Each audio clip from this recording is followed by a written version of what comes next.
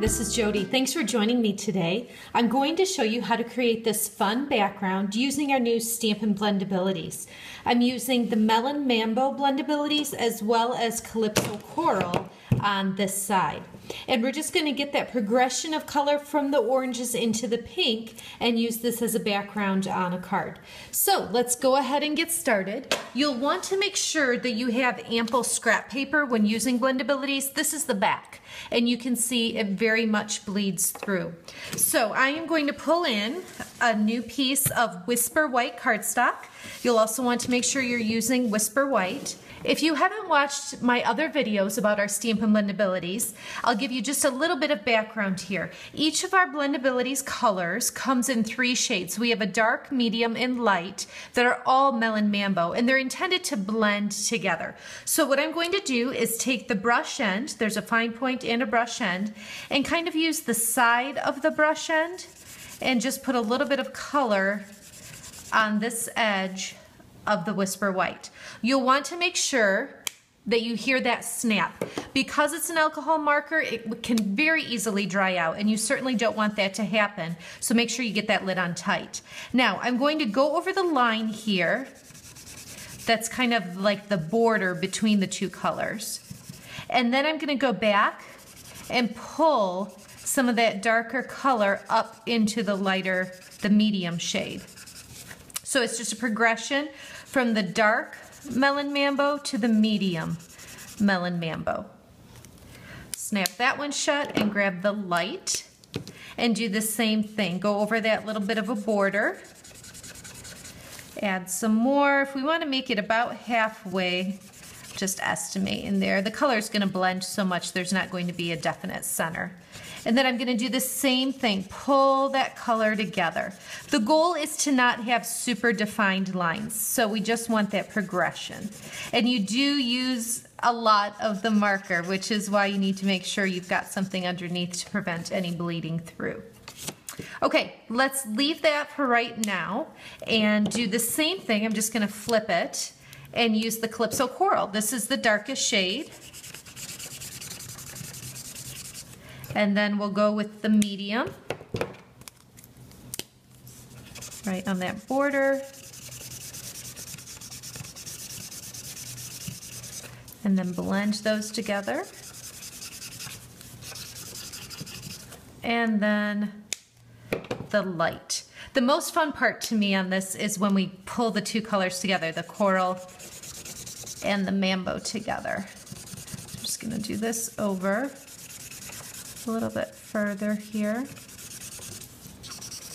and go back, pulling some of that color. This color combination, I was inspired just by, right now it's summertime here, and we see some beautiful sunsets going for walks in the evenings, and sometimes there's just the most beautiful transitions of pinks and oranges, and so that's what inspired me to do this particular background. Okay, so pulling these 2 colors together, I just want to overlap. And you can see just they really naturally go very well together. Just a little bit of overlapping. And it should be good. You can always go back and add more color. You can let it set for a while, and then if you feel like there needs to be more color in certain areas, you can go ahead and do that. The key is to make sure you're using enough of the marker and pulling it from the darker shades into the lighter shade. Now, what I want to do is actually some heat embossing over this. And what I would recommend is that you let this sit for quite a while until it's not damp anymore. The alcohol on this does have a damp feel to it right now. So what I did is I did the same thing and let it have plenty of time to dry. So this is the piece I'm actually going to use as I finish this project for you. So what I'm going to do is take my big Swallowtail stamp and some Versamark ink and go ahead and ink this up really well. Whenever I have a big background stamp like this, I always set it rubber side up and then apply the ink because it's just too much to try to hold in your hand and get all the surface covered on the ink pad. Okay, so now I'm going to set it on here. My stamp is definitely larger than the piece of cardstock. And by the way, the cardstock is 3.5 by 4 3/4. So I'm just gonna give it some good pressure. Make sure I get all those little details in here. We'll peel that off. You can see the Versamark. You can see it's kind of got a shine to it. What I'm going to do now is go back in with some black embossing powder. So I'm just going to pour it over the wings. What I found, when I tried this the first time, I didn't let it dry long enough after I applied the Blendabilities, and so I was getting the embossing powder sticking to the actual cardstock way more than it should have. So that's why I recommend letting it dry just a little bit. Okay, so we'll get any little random flecks. Okay, so now we are ready to use the heat tool. So I'm just gonna pull that in. It will be a little bit loud, but I'll try to talk over it in just parts. I want to make sure that you can tell, if you haven't done heat embossing, you want to heat this. It's a dull granule look right now. You want to heat until it melts and is shiny. Once you see that happening, you definitely want to keep the heat source moving. So let's go ahead and get started. I've got the heat tool on the high setting.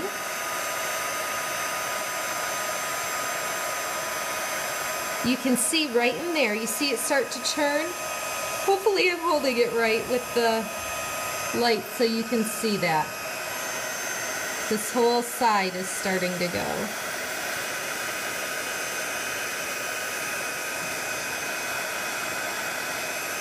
Let me turn it off just for a moment and try to show you. You see how that side's melted, and then the Calypso side still is a dull look. And you can tell this is really good too, because you can tell right there I didn't let the heat touch that. So we want to get back in there and make sure that that melts too. There we go. And then I'm just going to flip this and finish up this side. So as soon as you see it melt, just keep that heat moving. Okay, so now you can see it's just got a beautiful shine to it from that black embossing powder. And the colors in the background, that progression is just so fun to me. Okay, so a couple of things I wanted to note. This I just put, oh, and on this one I guess I did it differently. I started with the Mambo on this side. Obviously, it doesn't matter either way you want to do it. My card base here is Calypso Coral. I did a layer of black and a layer of Melon Mambo. What I did want to show you is my very first attempt at this card, and hopefully you can see the big difference here. This I used our Memento ink, which works great on the Blendabilities. It just didn't quite give me the look that I was going for with this card, so I found that the embossed butterfly looked so much better. But the Memento ink is definitely what you want to use to just stamp directly on something with the Blendabilities. So have fun, play. That's the biggest thing with Blendabilities, is don't be afraid to just mix those colors together and enjoy it. Thanks so much for watching. For daily creative inspiration, visit my blog or find me on Facebook at Jodi Reinert Stamps.